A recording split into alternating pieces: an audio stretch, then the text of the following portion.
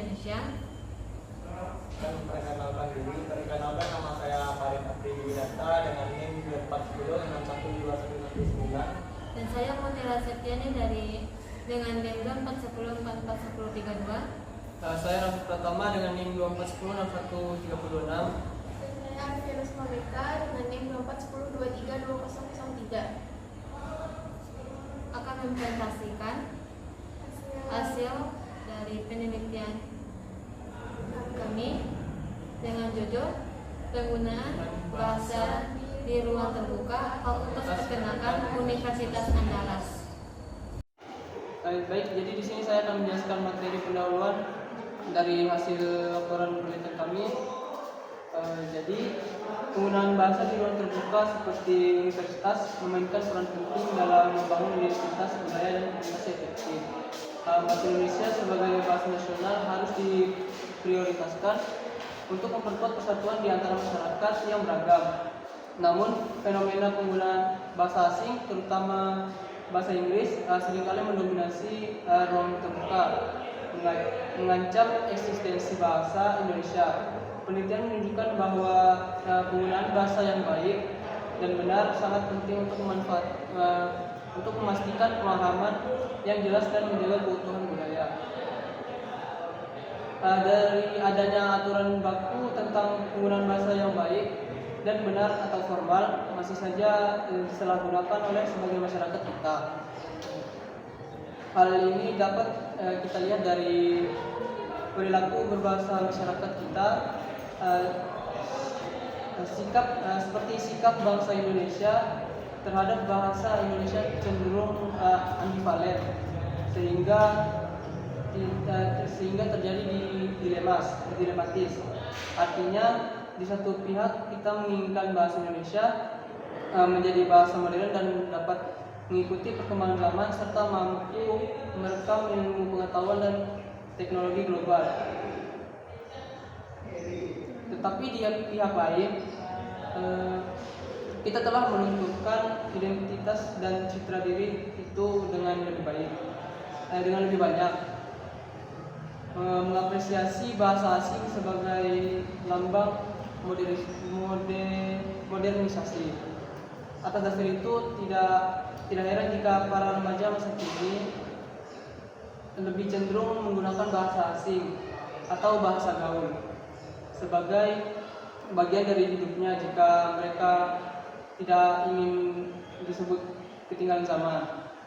Dalam upaya meningkatkan kesadaran terhadap penggunaan bahasa Indonesia yang baik dan benar, maka perlu dilakukan pembinaan terhadap para pelajar atau peserta didik.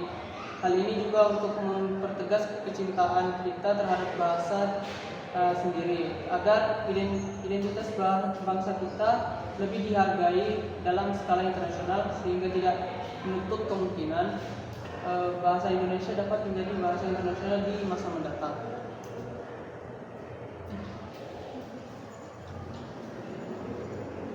Baik, cukup sekian.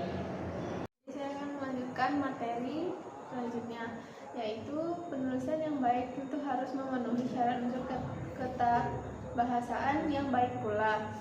Dalam cara tulis, unsur-unsur ketabahasaan itu meliputi penggunaan ejaan, pemilihan diksi, dan penulisan struktur kalimat yang baik. Tulisan yang baik harus memenuhi unsur mengetahui ketetapan dalam penulisan penggunaan bahasa Indonesia yang baik dan benar. Kita dapat berpedoman dan pedoman umum ejaan bahasa Indonesia edisi keempat dari Badan Pengembangan dan Pemilihan Bahasa Indonesia 2016.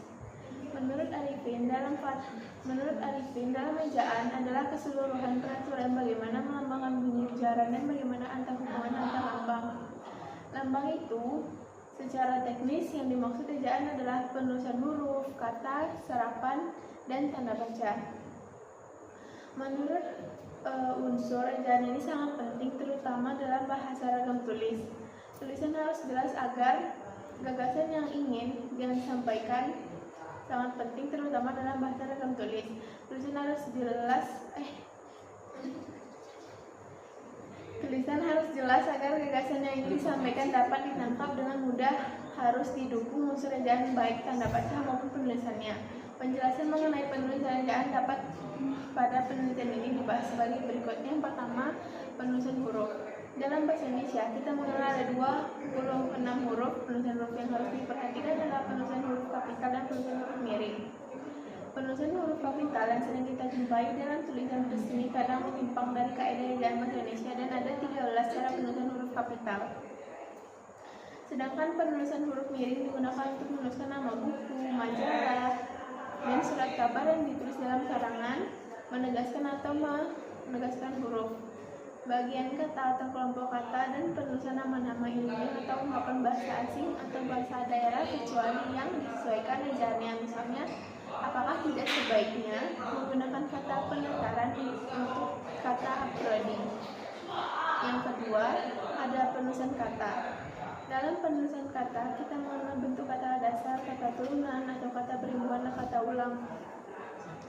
Kata dasar ditulis sebagai satu satuan yang berdiri sendiri, sedangkan pada kata turunan seperti aplikasi dituliskan serangkai dengan kata dasarnya. Gabungan kata yang hanya mendapatkan awalan atau akhiran itu dituliskan serangkai dengan kata yang bersangkutan saja. Jika gabungan kata sekaligus mendapatkan awalan dan akhiran, bentuk kata turunan itu harus mempertanggungjawabkan diantarkan kata ulang. Ditulis secara lengkap dengan menggunakan tanda hubung, misalnya makan makanan, berlari dan lain-lain. Penulisan tanda baca adalah salah satu yang harus diperhatikan penulis bahasa agar menghasilkan bentuk bahasa yang benar. Kalimat merupakan satuan bahasa yang terdiri dari beberapa kata dan mengungkapkan pikiran yang utuh. Kalimat ditandai dengan penggunaan huruf kapital di awal dan diakhiri tanda baca seperti tanda titik, tanda tanya, dan tanda seru. Dalam bahasa Indonesia, struktur kalimat terdiri atas subjek, predikat, objek, keterangan, dan pelengkap. Struktur kalimat dalam bahasa asing tidak harus memiliki unsur predikat. Manusia tidak akan lepas dari pemakaian bahasa dalam kehidupan sosial. Bahasa dipakai manusia dalam setiap kegiatan berkomunikasi. Bahasa dipakai oleh manusia beraneka ragam. Karena itu, pemakaian bahasa juga selalu beraneka ragam sesuai dengan pemakainya.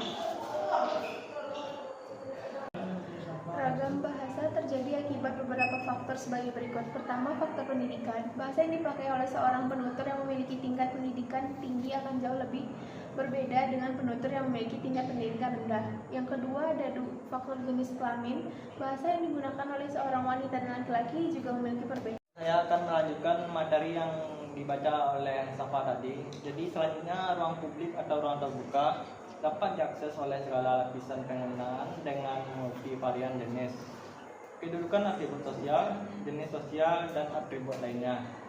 Dalam kasus ruang terbuka publik, privatisasi tentu membawa dampak baik yang positif maupun negatif dalam pemanfaatan ruang terkait dengan tingkat kualitasnya. Menjelaskan ruang publik sebagai ruang terbuka yang dimanfaatkan secara bersama dan memiliki makna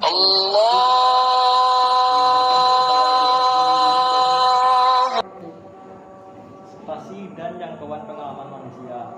Di sini dijelaskan bahwa ruang terbuka atau open space bisa menjadi space tergantung interaksi dan intensitas manusia yang menggunakannya. Di dalam ruang publik terdapat kegiatan yang dilakukan beserta pengolahannya. Di dalam mengenai ruang terbuka, British memilahkan makna symmetry, direction, transition, dan area. Dari pengertian di atas dapat disimpulkan bahwa ruang publik adalah tempat bertemunya masyarakat untuk melakukan aktivitas atau kegiatan publik fungsional maupun kegiatan settingan baik sehari-hari maupun berkala. Berkomunikasi dengan bahasa tidak sekadar memahami dan dapat berbicara dalam bahasa yang digunakan, tetapi ada prinsip-prinsip yang diperhatikan. Prinsip yang dimaksud adalah prinsip kerukunan dan prinsip kehormatan. Selain dua prinsip tersebut, pemakaian bahasa juga perlu menaati kaidah kebahasaan yang berlaku pada bahasa yang bersangkutan baik secara sintaksis, morfologis maupun fonologis. Pengertian kesalahan berbahasa yang dimaksud dengan kesalahan berbahasa adalah pelanggaran terhadap kode bahasa.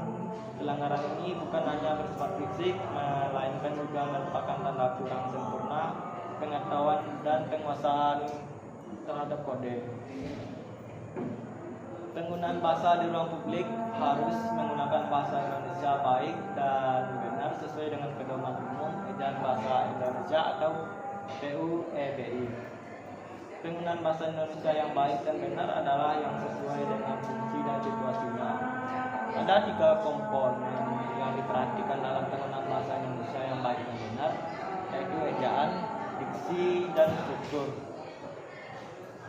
Ejaan adalah keseluruhan peraturan dalam melambangkan penggunaan dan penggunaannya.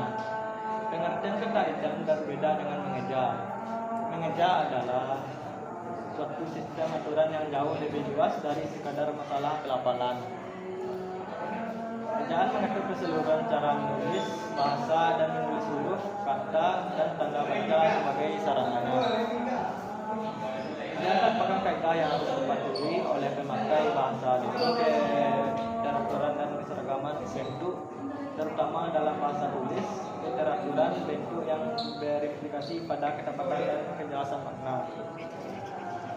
Selanjutnya bab 3 metode, yaitu yang pertama metode penelitian. Penelitian ini menggunakan metode data dikumpulkan melalui observasi langsung dan dominasi media tulisan yang terdapat pada mading. Analisa yang dilakukan dengan mengelompokkan kategori-kategori berdasarkan ejaan, diksi, struktur kalimat yang ada. Hal ini dilakukan agar mendapatkan hasil penelitian yang baik sesuai dengan penelitian. Selanjutnya ada teknis analisis data. Analisis data adalah proses pengelolaan data yang bertujuan untuk menemukan informasi yang berguna yang bisa dijadikan sebagai dasar dalam pengambilan keputusan untuk memecahkan suatu masalah.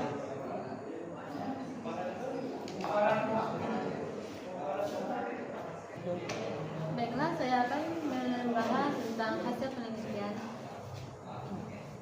Pembahasan pada penelitian ini adalah penggunaan bahasa Indonesia di ruang terbuka di Fakultas Peternakan Universitas Andalas. Salah satunya teks pada ruang terbuka Fakultas Peternakan Universitas adalah di majalah dinding atau mading. Ada berbagai macam teks yang terdapat di mading. Jadi penelitian ini menggunakan 7 sampel yang terdapat beberapa kesalahan pada teks yang harus diperbaiki supaya bisa menggambarkan penggunaan bahasa pada ruang publik.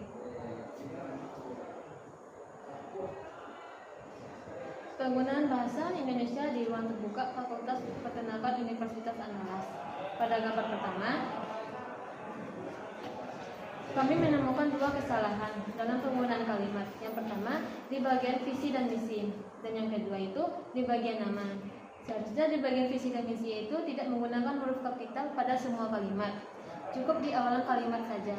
Lalu di bagian nama itu seharusnya penulis tidak menggunakan nama huruf kapital semua. Dan pada gambar kedua, kami menemukan kesalahan dalam penggunaan nama. Dalam penggunaan nama itu hanya di awalan saja yang kapital, bukan semuanya dikapitalin. Di gambar yang ketiga, kami menemukan 2 kesalahan, yaitu dalam penggunaan kapital dan penggunaan tanda baca. Pada penggunaan kapital terdapat dalam isi, visi, dan misi. Dalam visi dan misi tidak menggunakan huruf kapital pada semua kalimat, tapi di awalnya saja. Sedangkan pada penggunaan tanda baca terdapat dalam visi, visi dan misi juga. Dalam visi dan misi tidak ada satupun tanda baca. Jadi seharusnya penulis menambahkan tanda baca supaya para pembaca merasa tertarik dan nyaman dalam membacanya. Dan spasi antar kalimat juga terlalu jauh sehingga pembaca membaca isi misi itu menjadi tidak tertarik. Jadi kesimpulannya itu dari hasil yang kami dapat bahwa masih banyak kesalahan yang terdapat di Mading Fakultas Peternakan Universitas Andalas, mulai dari penggunaan bahasa, huruf kapital dan tanda baca. Mungkin cukup sekian presentasi dari kelompok kami. Sekian presentasi dari kami. Kurang dan lebihnya mohon dimaafkan. Wabillahi taufiq wal hidayah. Assalamualaikum warahmatullahi wabarakatuh.